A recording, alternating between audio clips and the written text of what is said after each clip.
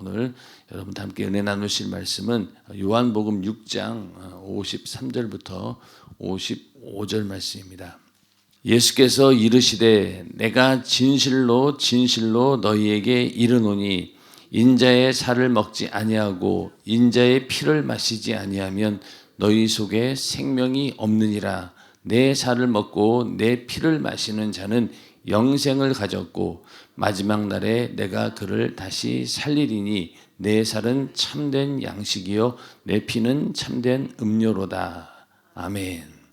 네, 오늘은 요한복음 6장 53절부터 55절 말씀을 중심으로 예수의 특성만 나타나게 하라라는 제목으로 성막 강의 18번째 함께 은혜 나누고자 합니다. 오늘 말씀 가운데 예수님께서 직접 하신 말씀인데 인자의 살을 먹지 아니하고 인자의 피를 마시지 아니하면 너희 속에 생명이 없다. 우리에게 생명은 바로 무엇이냐? 예수의 살과 피가 바로 우리에게는 생명이 되는 것입니다. 그래서 내 살을 먹고 내 피를 마시는 자가 바로 영생을 가졌다. 어제도 말씀드렸지만은 우리가 예수의 피가 필요할 때는 어떻습니까? 내가 하나님 말씀을 듣고 내 죄를 깨닫고 내가 뜨겁게 회개해서 속죄함을 얻기 위해 우리가 예수의 피가 절실히 필요하고 또 예수의 살이 필요한 것은 무엇입니까?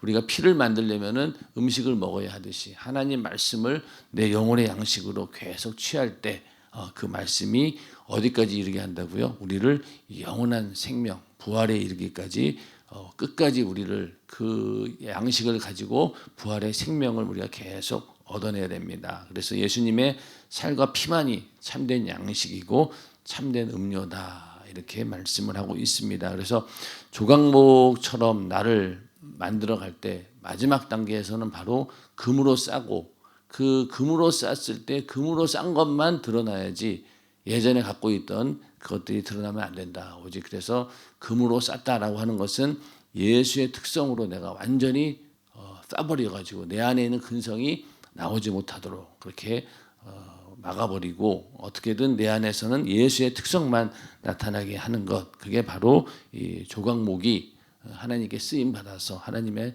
그 성막의 도구로 쓰일 때 우리는 이 금으로 반드시 싸야 되는데 바로 예수의 특성으로 쌀 때 그것만 나타날 때 하나님께서 우리를 귀한 충성의 도구로 또 성전에서 일꾼으로 써주신다는 겁니다.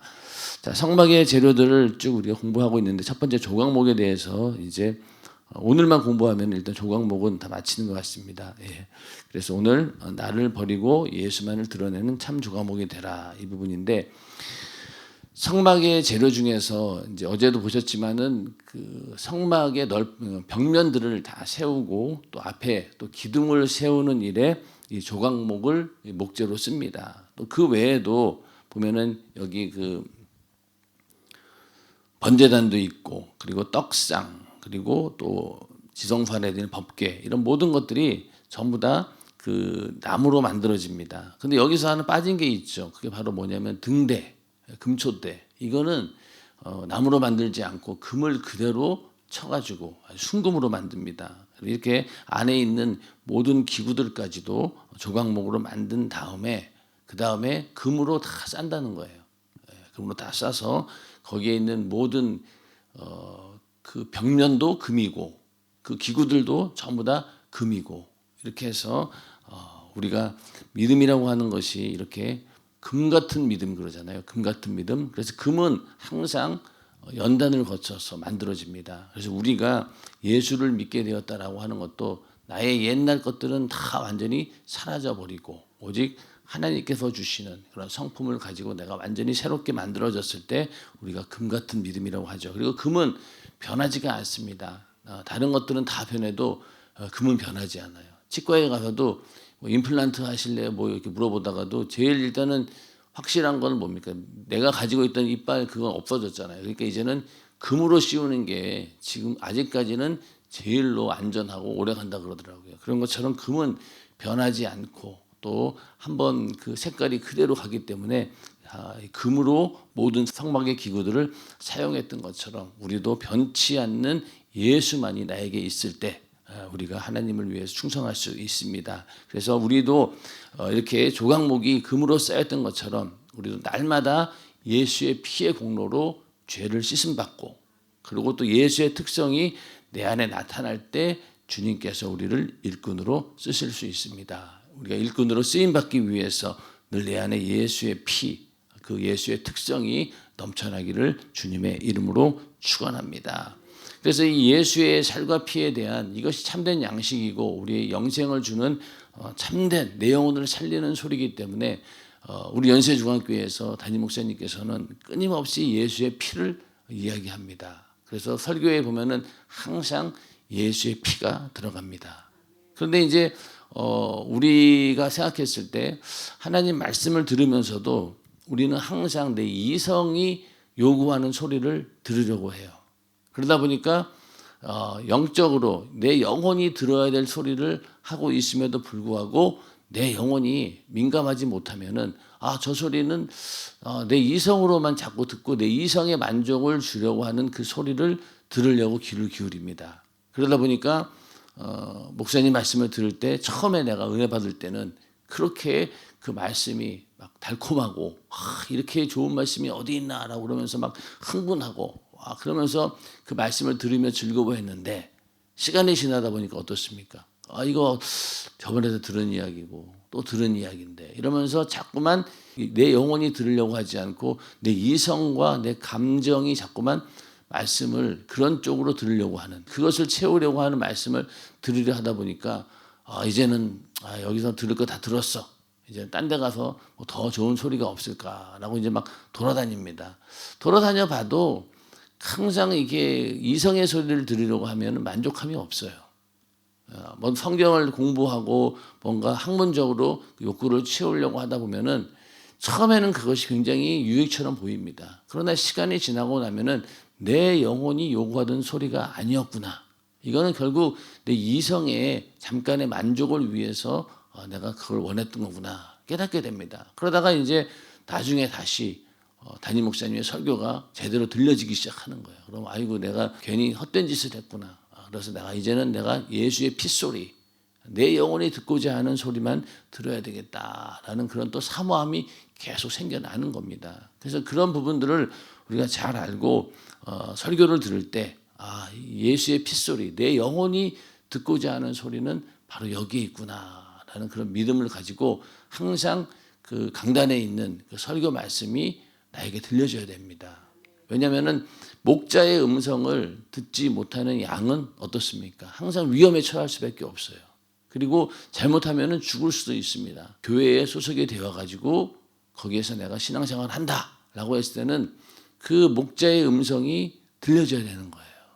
그래서 우리 연세중앙교회에 등록했으면은 연세중앙교회에서 세운 그 목회자의 음성이 다 내 목자의 음성으로 들려줘야 된다는 겁니다.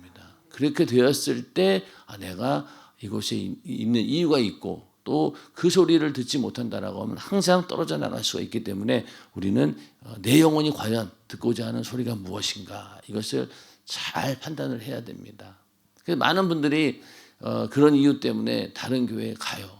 갔더니 막 처음에는 막 너무 좋아요. 저는 뭐 여기가 정말로 내가 살 것 같아요. 그러다가 뭐 1년도 안 가요. 1년 정도 지나고 나면 항상 똑같은 얘기를 하더라고요. 이제는 거기도 항상 뭐 똑같아요. 뭐 더 이상 들을 게 없어요. 그렇습니다. 이건 솔직히 내 영혼이 듣는 예수의 핏소리 이성적으로 봤을 때는 뭐가 있겠냐고요. 그러나 신기하게도 우리가 그 말씀을 들을 때마다 날로 새로운 거예요. 이스라엘 백성들이 애굽에서 나왔어요. 먹을 게 없잖아요. 광야에서. 하나님께서 하늘에서 만나를 막 내려주셨습니다. 그랬더니 처음에 만나 먹을 때 어땠어요? 이스라엘 백성들이. 이야, 정말로 이렇게 맛있는 음식이 있을까? 하나님께서 주신 거니까 정말로 특별하구나. 그리고 정말로 기대하지 않았을 때에 하나님이 주신 양식을 먹었을 때 얼마나 배도 불렀겠지만 맛있었겠어요. 그런데 시간이 지나고 점점 매일매일 먹다 보니까 어떻게 됩니까? 나중 가서는 이게 도대체 이게 박한 식물이다. 그러면서 막 너무 맛이 없다. 이게 나중에 불만평하지 않습니까? 똑같아요. 우리도 마찬가지로 매일매일 이렇게 하나님 말씀을 먹으면서도 이제 나중에 가서는 내 영혼이 깨어있지 않으면 그것이 굉장히 맛없어 보이고 이거 먹기 싫어 이렇게 되는 거죠. 그냥 그런데 생각해보면 우리가 만약에 주식이 쌀인데 밥을 먹지 않고 처음에 뭐 빵 먹고 라면 먹는다고 칩시다. 그것도 하루 이틀이죠. 매일 만약에 그거 먹으라고 할 수 있겠어요? 못합니다. 예전에 군대에 있을 때 제가 다니는 군대는 오전에 그때 빵을 줬어요. 빵하고 이렇게 잼 발라가지고 이렇게 주는데 그 병사들이 막 죽으려고 그러더라고요. 하루 이틀도 아니고 매일 그냥 밥을 안 주고 빵을 주니까 그것 때문에 막 너무 괴로워하더라고요. 그렇게 좋은 빵인데 어쩌다 먹는 사람에게는 이렇게 좋은 거를 매일 먹는데 뭐가 불만이지? 그런데 그 사람들은 그 병사들은 그게 아니었어요. 이거를 매일 빵만 먹으니까 아침마다 그것도 한 3년 정도 그렇게 한다 생각해 보세요. 얼마나 답답하겠냐고. 그리고 그래서 아이고 제발 밥 좀 먹었으면 좋겠다. 그런 것처럼 내 영혼도 그렇다는 거예요. 나는 그 소리를 듣지 못하지만. 그래서 우리가 항상 예수의 핏소리가 내 심령 가운데 들려올 때 그때 내가 은혜 받게 되는 것이고 그것만이 내 영혼을 살리고 나를 영생으로 영원한 생명의 부활로 이끄는 소리인 줄 알고 우리는 예수의 핏소리에 늘 민감하게 귀를 기울이고 은혜 받는 우리 모두가 되기를 주님의 이름으로 축원합니다. 그래서 예수의 핏소리는 아무리 강조해도 지나치지 않아요. 내 영혼에게 들려주는 소리이기 때문에 예수의 피를 주기 위해서 하나님의 아들이 이 땅에 오셨고 또 그 피로 말미암아 우리가 뭘 받았습니까? 죄 사함을 받았잖아요. 죄를 사해 주는 능력은 예수의 피밖에 없습니다. 이 세상에 어떤 도덕이나 윤리나 학문이나 어느 것도 내 죄를 해결해 줄 수가 없는 거예요. 그런데 오직 예수의 피만이 이 죄를 해결해 주는 것이죠. 죄의 싹은 무엇입니까? 사망이죠.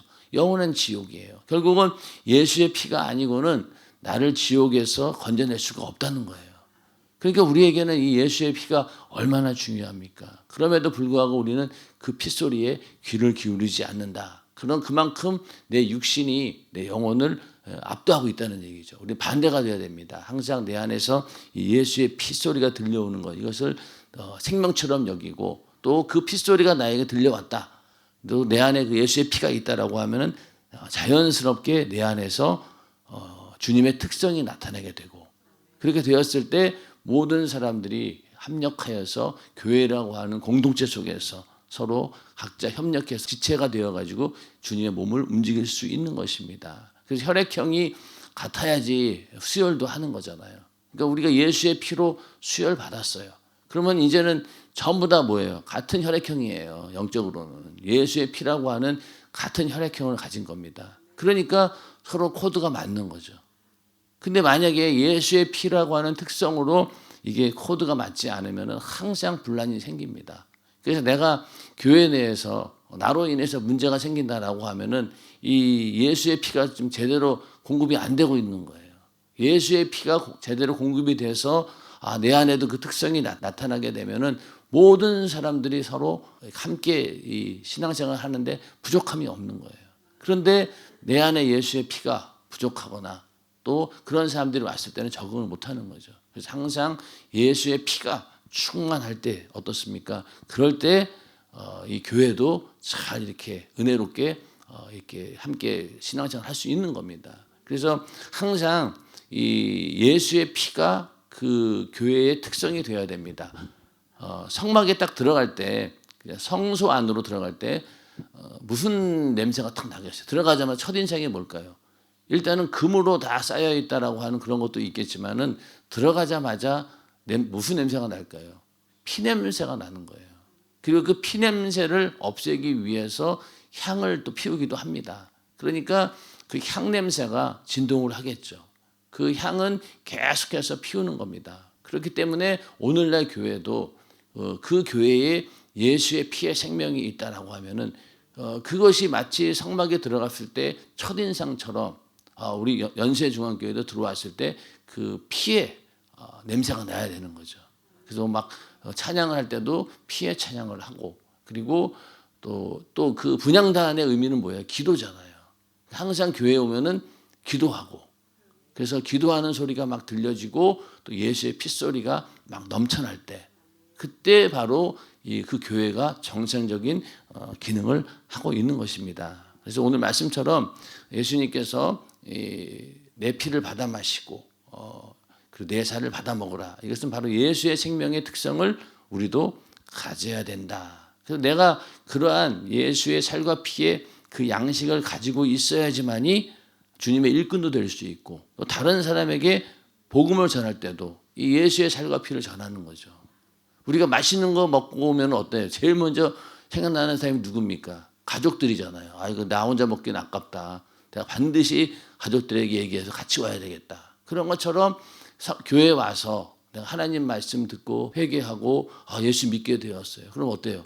이 좋은 것을 나 지옥 가게 되었는데 이제 영원한 천국 갈 수 있는 길이 열렸어. 이렇게 복된 소식을 누구에게 전하고 싶겠냐고요. 가장 사랑하는 가족들에게 전한다는 겁니다. 그러니까 전도도 이러한 예수의 살과 피의 그 생명을 경험한 자만이 할 수 있고 또 내가 그것을 경험한 자만이 다른 사람에게도 예수의 살과 피를 전할 수 있고 줄 수 있다는 겁니다. 그래서 교회는 주님의 몸이기 때문에 주님의 몸의 특성과 기능이 나타나고 또 그의 생애가 재현되어야 한다. 그래서 우리 주님의 몸된 교회다. 교회가 예수님의 몸이라고 하면은 몸의 기능이 나타나야 된다는 거예요. 그게 바로 건강한 교회입니다. 그런데 오늘날 건강한 교회 그러면은 그 교회에 뭐 여러 가지 뭐 다른 것들 뭐 교회 안에 시스템들 이런 것들이 정상적으로 잘 되고 있는가 뭐 이런 것들을 가지고 건강한 교회냐 아니냐의 기준을 잡는데 사실은 가장 건강한 교회는 예수님의 몸의 기능이 나타나는 거예요. 그 얘기는 뭐냐면 예수님께서 이 땅에 오셨을 때 행했던 일들이 무엇입니까? 바로 병을 고치고 또 귀신을 쫓아내고 또 불가능을 행하고 이런 이적과 표적을 나타내셨습니다. 그러면 오늘날 우리가 건강한 교회다라고 하면은 그러한 예수님의 몸의 기능도 나타나야 되는 거죠. 근데 많은 교회들이 다른 건 열심히 쫓아가려고 합니다. 전도도 하고 또 성경 말씀도 읽고 또 주님께서 하셨던 것처럼 가난한 자들에게 구제도 하고 뭐 여러 가지 예수님이 하셨던 일들을 닮아가려고 노력은 하는데 신기하게도 병을 고치고 귀신을 쫓아내고 이런 것들은 안 하려고 하는 거죠. 그만큼 마귀 역사가 이렇게 마음껏 교회가 사역하지 못하도록 막고 있다는 겁니다. 그래서 정말로 주님의 몸된 교회라고 하면은 다른 것들도 다 잘해야 되지만은 무엇보다도 예수님의 특성, 병을 고치고 귀신을 쫓아내고 또 이렇게 불가능한 문제를 해결해 주는 그런 이적과 표적이 나타나야지만이 온전히 그 예수의 생애가 재현되는 교회입니다. 그래서 담임 목사님께서도 우리 교회가 항상 예수의 생애가 재현되는 교회, 또 예수의 제2의 공생애를 그렇게 재현하는 교회. 또 교회도 그렇지만 우리 개개인도 마찬가지입니다. 우리도 하나의 성령을 모시는 전이잖아요. 그렇기 때문에 우리 안에도 그러한 능력이 있어야 된다는 겁니다. 그렇게 되었을 때 복음도 확산이 되는 것이죠. 그래서 이렇게 예수님께서 병을 고치고 귀신을 쫓아내고 또 죽은 자까지도 살려내는 능력과 이적과 표적을 보여주시는 이유는요. 예수께서 하나님의 아들 그리스도이심을 믿게 하고 생명을 얻게 하려 하심이라. 이게 목적인 거예요. 그러니까 병을 고치고 능력을 행하고 이런 모든 것들이 이렇게 복음을 전하기 위한. 그래서 마가복음 16장 20절에도 제자들이 나가 두루 전파할세 주께서 함께 역사하사 그 따르는 표적으로 말씀을 확실히 증거하시니라. 그러니까 이게 모든 목적이 어디에 있는 거예요? 말씀을 전하기 위해서, 증거하기 위해서, 복음을 전하기 위해서 이러한 능력과 이적과 표적이 있었다는 겁니다. 그런데 어떤 사람들은 이 능력과 이적 이것만 쫓는 사람들이 있어요. 그러다 보니까 그런 사람들은 신비주의에 빠지고 이단에 빠지게 됩니다. 항상 뭔가 눈에 보이는 표적을 쫓다 보니까 그것이 처음에는 굉장히 믿음 있는 것 같이 보였지만 그것만 집착하게 되면 결국은 이런 신앙이 이렇게 좀 불균형하게 되는 거예요. 그것만 쫓으면 안 된다는 거예요. 이 목적이 어디에 있느냐? 바로 영혼 구원에 있고 복음을 전하기 위한 목적이라는 거예요. 그러니까 예수님의 모든 생애의 목적이 무엇입니까? 바로 영혼을 살리기 위한 거잖아요. 그런데 항상 이런 능력과 이제 표적만 쫓으면서 자기만 어떤 은혜를 받으려고 한다라고 하면은 그것은 잘못된 거죠. 우리가 은혜 받았다라고 하면은 반드시 그 표적으로 다른 사람들에게 이 복음을 전하지 않고는 견딜 수 없는 그런 마음이 있다는 거예요. 그러니까 우리가 제일 전도 많이 할 때가 언제입니까? 예수 처음 믿고 은혜 받았을 때, 그때 전도를 제일 많이 해요. 그 이후로는 점점 이런 구령의 열정이 떨어진다는 겁니다. 그러나 내 안에 예수가 있고 그 특성이 있다라고 하면은 전도하고자 하는 마음도 계속 생겨난다. 그래서 이 예수의 특성, 예수의 생애가 우리에게 재현되어져야 되고, 또 교회가 그렇게 재현되어질 때, 그때 비로소 교회가 능력이 있고, 또 많은 사람들이 교회에 와서 그런 능력을 보고 정말로 하나님은 살아계시는구나 라는 그런 경험을 하게 된다는 겁니다. 그 당시 그 나사렛 목수, 그런 자가 내가 하나님의 아들이다, 나를 믿어라 이렇게 했을 때 이 사람들이 얼마나 이게 말도 안 되는, 정말 우습게 보지 않았겠습니까? 그런데 우습게 볼 수가 없는 거예요. 왜 그랬을까요? 예수님께서 능력을 행하셨기 때문에. 귀신을 쫓아내고 병자를 고치고 막 죽은 자까지도 살려내니까 도저히 무시할 수가 없는 거예요. 그러니까 항상 제자들도 그렇고 고민을 한 거예요. 저분의 신분을 보면은 목수의 아들인데 도저히 메시아로 믿어지지가 않아요. 신분으로 봤을 때는. 그런데 행하시는 일들을 보면은 저 도저히 하나님이 아니고는 할 수 없는 일인 거예요. 그러니까 어떨 때는 능력을 볼 때는 저분이 진짜 메시아구나 그렇게 느꼈다가도 또 그분의 신분을 보고 바리새인들이 막 무시하고 그런 걸 보면은 그래 예수님이 메시아라고 하면은 목수의 아들로 오는 건 아니지 않는가 이러면서 또 흔들리는 거예요. 그래서 항상 이 제자들도 예수님이 곁에 있으면서도 그런 것들로 인해서 갈등했습니다. 그래서 오늘날 우리들도 예수를 믿는데 저 사람 이렇게 사는 모습을 봐가지고는 별로 대단해 보이지 않는데 어떻게 저렇게 열심히 교회 다니고 또 그런 문제들이 막 해결되는 거 봤을 때 정말로 이 하나님은 살아계시는구나. 그래서 우리를 보고 또 예수를 믿게 되는 겁니다. 그래서 현대 의학이나 문명이 아무리 발달해도 할 수 없는 일을 해내는 능력이 교회 안에 있어야지만이, 그것이 무제한 나타나야지만이 예수를 전할 수 있고 자신 있게 보여줄 수 있는 겁니다. 오늘날 교회가 세상에 그렇게 무시를 당하는 이유는 바로 이러한 능력이 점점 사라져가고 있기 때문에, 아예 시도조차 하려고 하지 않기 때문에 문제가 되는 겁니다. 병을 고치고 귀신을 쫓아내고 능력을 행하는 것, 예를 들어서 목사들이 무조건 다 기도한다고 다 낫습니까? 그건 아니잖아요. 그 각자의 믿음마다 다 다릅니다. 그러나 그렇게 될 거라고 믿고 계속 기도하고 예수의 능력과 이적과 표적이 나타날 것이라고 믿음을 가지고 그렇게 하는 거예요. 그러면은 하다 보면은 나는 그냥 이렇게 기도했는데 어떤 분은 나중에 만나서 저는 그때 기도할 때 병이 났습니다. 이런 얘기를 해주더라고요. 그런 것처럼 우리는 그 능력을 믿고 내 안에 예수가 계시고 또 우리 교회의 성령께서 예수의 이름으로 역사하신다라는 그런 믿음으로 우리는 하는 거예요. 그러면은 그렇게 능력이 나타날 때 그 교회를 함부로 볼 수 있겠냐고요. 못 봅니다. 과거에 기독교를 함부로 무시하지 못했던 이유는요, 그런 능력이 있었기 때문에 그렇습니다. 그래서 교회가 그냥 크기 때문에 무시하지 못한 것이 아니라 거기에 세상이 줄 수 없고 세상이 이해할 수 없는 그런 능력이 있었기 때문에 교회를 함부로 하지 못했던 거예요. 근데 오늘날 그게 없다 보니까 점점 교회를 무시하게 됩니다. 그리고 코로나 바이러스로 인해서 어떻습니까? 이제는 예배의 절대성까지도 이제는 무너지는 그런 상태에서 사람들이 어떤 생각하게 되냐면은 굳이 그렇게 눈에 보이는 교회가 필요해? 이렇게 돼버리는 거예요. 오히려 이 교회 사람들이 모임으로 인해 가지고 자기네들에게 더 피해를 준다라는 인식을 심어주지 않았습니까? 그러다 보니까 이제는 교회 자체가 과연 필요한 거야? 이런 식으로 이제 나오는 거예요. 그러다 보니까 신도시 같은 거 지을 때 종교 부지가 얼마큼 나와요? 아주 조금밖에 안 나오잖아요. 만약에 그거 없다라고 하면요, 교회가 엄청 많이 세워질 수도 있어요. 그렇잖아요. 이 아파트 단지 인구가 몇 명입니까? 그 교회가 이렇게 적어서는 안 된다는 거죠. 만약에 그런 법이 없었다라고 하면은요, 얼마나 많은 교회가 세워졌겠어요. 그렇잖아요. 그런데 점점 교회라고 하는 것이 필요 없는 것이다라고 계속 인식을 시킨다는 겁니다. 그래서 예수의 능력이 나타나고 예수의 생애가 재현될 때 우리가 세상을 향해서 담대하게 복음을 외칠 수 있는 것입니다.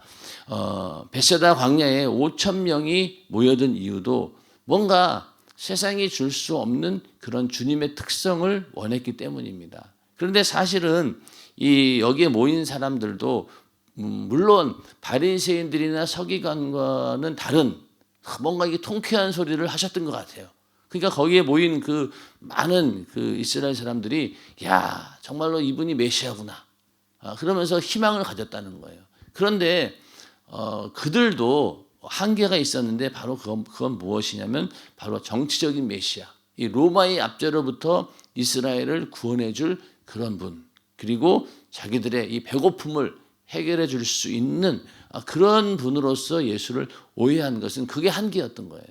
그 이상은 아무리 예수님께서 그런 얘기를 해도 그게 들려오지 않았어요. 영적인 소리로 듣지를 못했다는 겁니다. 그러니까 이 예수님께서 이 오병이어의 이적 이걸 보이면서 많은 사람들을 그 자리에서 5천 명을 그냥 먹이신 거예요. 그러니까 사람들이 야 예수만 쫓아가면은 우리가 배부를 수 있겠구나. 그래서 예수님을 임금 삼으려고 막 쫓아간 거예요. 그런데 그걸 피해서 예수님은 막 도망까지 가십니다. 그러고 나서 나중에 만났을 때 예수님께서 내가 바로 생명의 떡이고 나를 먹어야 된다. 이러니까 그 얘기를 듣고 은혜를 받는 게 아니라 오히려 실망하고 많은 사람, 제자들 중에서 많은 사람들이 떠나가게 됐다라고 한 거예요. 그러니까 그만큼 이 이스라엘 백성들도 예수님을 쫓아다녔지만은 정말로 예수님이 하고자 하는 그 말의 의미를 몰랐다는 겁니다. 그래서 교회 다니면서도 이 예수의 특성, 이걸 알지 못하면은 교회에 다닐 어떤 매력을 느끼지 못하는 거예요. 교회에 다닐 이유가 없다는 거예요. 만약에 우리가 여기 와서 도덕적이고 윤리적인 그런 소리를 듣고자 한다면은요, 여기 올 필요가 뭐 있습니까? 세상에 나가면은 얼마나 그 말 잘하는 사람도 많고, 여러분들이 원하는 정보를 쏙쏙 집어다가 그냥 전달해 줄 수 있는 그런 사람들이 얼마나 많이 있습니까? 거기 가서 들으면 되지. 교회에 와가지고 들을 필요는 없는 거죠. 교회는 교회에서 전하는 그 생명의 메시지, 예수의 피, 예수의 특성만이 나타날 때 그게 바로 교회의 존재 이유가 되는 겁니다. 그래서 우리가 예수의 특성을 나타내기 위해서는요, 나를 드러내기 시작하면은 주님은 일하지 않습니다. 그래서 예전에 그렇게 큰 능력을 나타내시던 그런 목회자들도 부흥사들도 세월이 지나면서 점점 내가 뭘 했다라는 그 드러나는 순간 어떻습니까? 능력이 점점 사라져가는 것들을 우리는 보지 않습니까? 그런 것처럼 항상 나는 사라지고 내 안에 계신 주님만 일하시게 할 때 그때 우리는 주님께 쓰임 받을 수 있다. 그래서 예수님 말씀하시기를 요한복음 14장 12절에 한번 같이 읽어볼까요? 자, 시작. 내가 진실로 너희에게 이르노니 나를 믿는 자는 나의 하는 일을 저도 할 것이요 또한 이보다 큰 것도 하리니 이는 내가 아버지께로 감이니라. 아멘. 오히려 주님보다 더 큰 일을 너희는 한다. 이렇게 말씀하신 거예요. 실제로 예수님께서 부활 승천하시고 나서 교회가 세워졌습니다. 뭐 예수님의 능력 가지고 교회 못 세웠겠어요? 세울 수 있었겠죠. 그런데 교회를 세우는 일은 예수님께서 성령에게 맡기신 일이에요. 그리고 또 우리에게 맡긴 일입니다. 그러니까 우리 안에 성령을 모시고 우리로 인해서 교회가 이루어지게 되는 거죠. 그것만 봐도 예수님이 하신 일보다 더 큰 일을 한 거예요. 예수님은 제자 12명이었지만은 오늘날 예수 믿는 사람들이 몇 명입니까? 숫자로 봐도 우리는 훨씬 더 큰 일을 주님보다 하게 된 겁니다. 그런 건 이 말씀 그대로인 거예요. 그래서 더 큰 일을 할 수 있다라는 그런 믿음을 가지고 늘 우리 안에 예수의 특성이 제한 없이 나타나기를 주님의 이름으로 축원합니다. 자, 그리고 마지막으로 조각목에 관한 얘기를 하면서 자, 나는 할 수 없음을 인정하고 하나님을 존중하고 높여드리고 이해해드리고 그분이 일하시도록 모든 것을 맡겨야 하나님이 제한 없이 역사하신다. 아멘 하시기 바랍니다. 그렇죠? 나는 일단 나를 죽여야 되다. 조각목이 다 깎고 또 규격에 맞추고 또 껍질 벗기고 그런 것들을 다 해야 된다는 겁니다. 그럴 때 예수의 특성으로 가득 찬 성도가 된다. 나라는 특성은 모두 감추고 오직 나는 주님 없이는 할 수 없습니다. 라고 고백하며 예수의 특성만 드러내려고 해야 된다. 아멘. 뭐 이 말씀 그대로입니다. 고집, 아집, 쓸데없는 불평불만과 같은 특성은 마치 다듬어지기 전에 조각목과 같이 어느 때 썩을지, 어느 때 부러지고 비틀어질지, 어느 때 버림받을지 모른다. 조각목을 금으로 쌌는데 벗겨지면 어떻게 해야 돼요? 그 안에 다 썩어버립니다. 그러니까 아니면은 비틀어지고 그렇기 때문에 다시 조각목의 원래대로 돌아가지 않도록 오히려 더 나빠지게 되겠죠. 그러니까 우리는 항상 정금으로 써야 된다. 빨리 다듬어지고 정금으로 쌓여야 성막 재료로 쓰임 받듯이 우리도 하나님이 쓰시기에 합당한 자가 되어야 한다. 우리가 모두 정금으로 쌓인 조각목처럼 예수의 특성으로만 가득하여 귀하게 쓰임 받는 소중한 일꾼이 되어야 된다. 그렇게 되기를 주님의 이름으로 축원합니다. 이렇게 해서 조각목에 관한 이야기가 일단 여기서 마치게 됩니다. 가장 중요한 것은 금으로 써야 되고 예수라고 하는 예수의 피로 우리가 죄사함 받아서 의롭게 되고 거룩하게 되었어요. 하나님 보시기에 딱 이렇게 세워놔도 그래 괜찮네. 그렇게 만들어 놓으신 거예요. 성막에 있는 모든 그 널판지들을 전부 다 금으로 쌌을 때 거기에 있는 모든 기구들하고 딱 어울린다는 거예요. 그리고 하나님께 쓰실 만한 그런 일꾼으로 딱 보여진다는 거죠. 우리 안에 예수의 피가 있을 때.